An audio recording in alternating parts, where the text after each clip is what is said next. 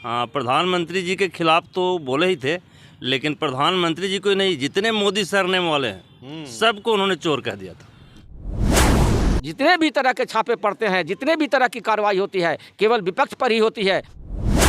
और सत्ता पक्ष के लोग जो हैं वो लगता है कि सब सत्य हरिश्चंद्र के औलाद हैं, और उनके यहाँ CBI, ED किसी की भी छापा नहीं पड़ती है। हजारों करोड़ रुपया पकड़े जाते हैं, लेकिन उसकी कोई चर्चा नहीं होती। आप देख रहे हैं भारत दर्शन और मैं हूं SK रंजन और फिलहाल अभी उपस्थित डुमरिया प्रखंड के ब्लॉक प्रांगण के पास। और यहां पर स्नातक स्तरीय MLC का चुनाव का आज वोटिंग हो रहा है। तो यहां पर विभिन्न दल के लोग उपस्थित हैं। तो सबसे पहले जहां पर हम उपस्थित हैं वहां पर महागठबंधन के जो प्रखंड स्तरीय जो यहाँ पर कार्यकर्तागण हैं सभी लोग उपस्थित हैं। तो आप लोग को एक सबसे रूबरू हम करवाना चाहेंगे। सबसे पहले प्रखंड के अध्यक्ष आदरणीय राजद के अध्यक्ष नौशाद खान साहब हैं। सबसे पहले बात करना चाहेंगे कि आप लोग जो यहाँ जो बैठे हुए हैं सर, तो किनके समर्थन में आप लोग यहाँ बैठे हुए हैं?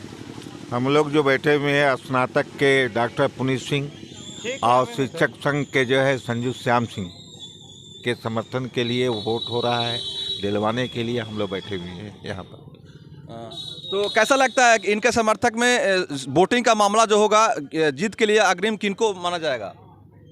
हम तो जानते हैं कि जिस टाइप से वर्क किया गया है, जो हालात है देश के इस पर, अब ये जो है तो जाहिल आदमी का वोट नहीं है, सब शिक्षित हैं। जो हालात है देश के इस पर, उसको देखते हुए हमको तो ज़्यादा सबसे भारी उम्मीद है कि जो वोट होगा शिक्षक संघ के लिए अगर होगा तो संजू श्याम सिंह के लिए होगा, और स्नातक के लिए होगा तो डॉक्टर पुनीत सिंह के लिए होगा। तो ये जो वोटिंग का मामला चल रहा है सर, कहाँ ये जो कितने क्षेत्र में बटा हुआ रहता है ये वोटिंग? ये जो है तो हमारा जो है 8 ज़िला है, क्षेत्र जो बना हैगा पूरे बिहार लेवल पे। ये हमारा गया स्नातक का और गया शिक्षक संघ का, समझ गए ना, 2 का ये क्षेत्र है बना है, और उसी का ये हो रहा है।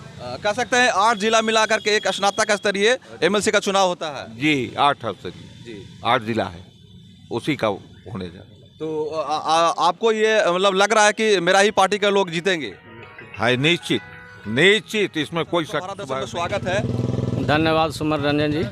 सबसे पहले सर आपसे एक चीज़ बात करना चाहेंगे। अभी जो पूरे देश में जो तहलका मची हुई है राहुल गांधी के प्रति, जो उनके सदस्यता समाप्त किया गया, तो उनके बारे में आप क्या बताना चाहेंगे? देखिए रंजन जी, सबसे पहली बात तो भारत के इतिहास में ये पहली घटना हुई है जो किसी सांसद, विपक्ष के सांसद का विचार अभिव्यक्ति की स्वतंत्रता को छीन करके और उनकी सदस्यता समाप्त की गई है। तो समाप्त करने की पूरी साजिश हो रही है कि किस तरह से विपक्ष रहे ही नहीं, ये तानाशाही की ओर सरकार बढ़ रही है। और उस तानाशाही के विरोध में पूरे देश के लोगों को, संविधान को बचाने के लिए, देश को बचाने के लिए आगे आना होगा।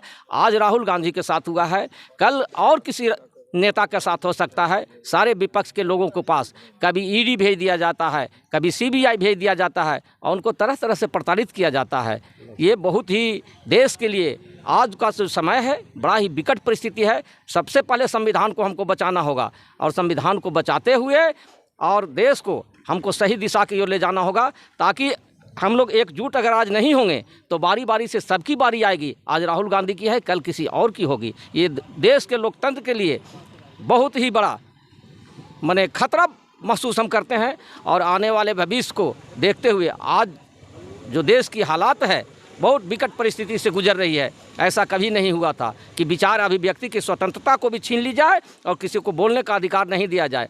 और जितने भी तरह के छापे पड़ते हैं, जितने भी तरह की कार्रवाई होती है, केवल विपक्ष पर ही होती है। और सत्ता पक्ष के लोग जो हैं वो लगता है कि सब सत्य हरिश्चंद्र के औलाद हैं, और उनके यहाँ CBI, ED किसी की भी छापा नहीं पड़ती है। हजारों करोड़ रुपया पकड़े जाते हैं, लेकिन उसकी कोई चर्चा नहीं होती है। सर हम अब एक चीज़ और बात करना चाहेंगे सर, उनको सदस्यता क्यों समाप्त किया गया? सदस्यता इसलिए समाप्त किया गया, किसी व्यक्ति का नाम नहीं लिया था। उन्होंने सही कहा था, आखिर ले करके पैसा भागने वाले ये इसी कारण उनको बेचैनी हुई। और जिस आनन फानन में सदस्यता तो समाप्त हुई ही। पूर्व के और भी लोग हैं, लोकसभा या राज्यसभा के सांसद नहीं हैं, लेकिन उनका अभी बंगला खाली नहीं कराया गया है। और देखिए किस तरह से प्रतिशोध की भावना है कि अब उनको बंगला खाली कराने के लिए भी राहुल गांधी को नोटिस दे दिया जाता है। इससे साफ स्पष्ट होता है कि विपक्ष को समाप्त करने की साजिश चल रही है। जी जी, बहुत बहुत धन्यवाद सर, जिन्होंने राहुल गांधी की सदस्यता के बारे में बताया। हमारे बीच उपस्थित हैं गया जिला के आरजेडी के दलित प्रकोष्ठ के प्रखंड अध्यक्ष आदरणीय जिलाध्यक्ष आदरणीय प्रताप डॉक्टर जी। तो सर से मैं बात करना चाहूँगा, जो आज जो पुनीत कुमार की जो समर्थन में आप लोग जो एकजुटता बनाए बैठे हैं, तो इनके बारे में बताएंगे, इनका जीत कैसे आप लोग हासिल करवाएंगे? बहुत बहुत धन्यवाद सुमन जी। आज जो हम लोग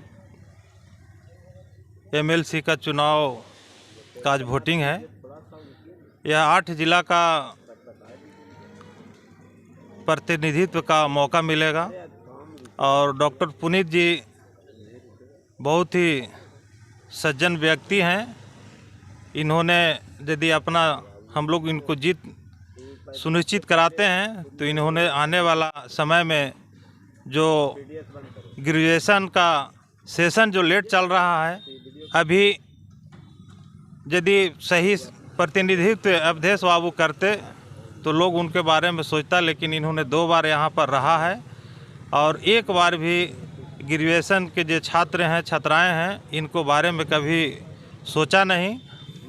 इसी को हम लोग हर जगह पर प्रचार प्रसार किए और लोगों को ग्रेजुएट जो वोटर हैं उनको हम लोग बताने का काम किया कि आप पुनीत सिंह जी को यदि आप वोट देते हैं और इनको सदन में भेजते हैं तो आपके भविष्य के बारे में विधानसभा में बात रखेंगे, जो आपका समय पर रिजल्ट हो और बच्चों को भविष्य बनेगा। हम बात करना चाहेंगे भारतीय जनता पार्टी के प्रखंड अध्यक्ष संजीव पाठक जी हमारे बीच उपस्थित हैं। तो सर, आज का ये जो वोटिंग का जो माहौल बना हुआ है, स्नातक स्तरीय जो वोट पड़ रहा है, तो उसके बारे में आप क्या बताना चाहेंगे? सबसे पहले आपको बहुत बहुत धन्यवाद। आज के स्नातक चुनाव जो हो रहा है बुद्धिजीवियों का चुनाव है। यहाँ बहुत ज़्यादा मेहनत नहीं है, किसी को समझाना नहीं है। बुद्धिजीवी लोग वोट दे रहे हैं। अवधेश नारायण सिंह हमारे प्रत्याशी हैं, वो सर्वमान्य नेता हैं, उनको सब कोई अच्छा से जानते हैं और वो कर्मठी भी हैं, सबसे मिलते जुलते भी आसान से हैं, बहुत सीधा साधा हैं। इसलिए हम बुद्धिजीवियों से ये आग्रह किए कि सबसे पहले जाइए और मतदान करिए और 1 नंबर पर उनको प्रथम वरीयता के वोट देके अवधेश नारायण सिंह को जिताइए। बात करना चाहेंगे कि स्नातक स्तरीय चुनाव हो रहा है, तो इसमें सभी लोग ग्रेजुएट पर्सन के लोग भाग ले रहे हैं। तो शिक्षा व्यवस्था के रूप में कहीं ना कहीं कह सकते हैं, हमारा नज़दीकी मगध यूनिवर्सिटी है, तो 3 साल का कोर्स 5 साल में कोर्स करवा रहा है। तो क्या ये जब चुनाव जीत जाएंगे तो क्या शिक्षा के लिए आगे क्या करेंगे? बिहार का स्थिति बहुत बदहाल है अभी फ़िलहाल में। मगध यूनिवर्सिटी के लिए संज्ञान में लिया गया है। हमारे सांसद भी बहुत प्रयास किए हैं। हमारे राज्यपाल जो थे वो बदल गए। अब मगध यूनिवर्सिटी का हालत ठीक हो जाएगा और अवधेश नारायण सिंह भी इसके लिए काम करेंगे। खलबली मची हुई है राहुल गांधी जी की सदस्यता के जो रद्द किया गया।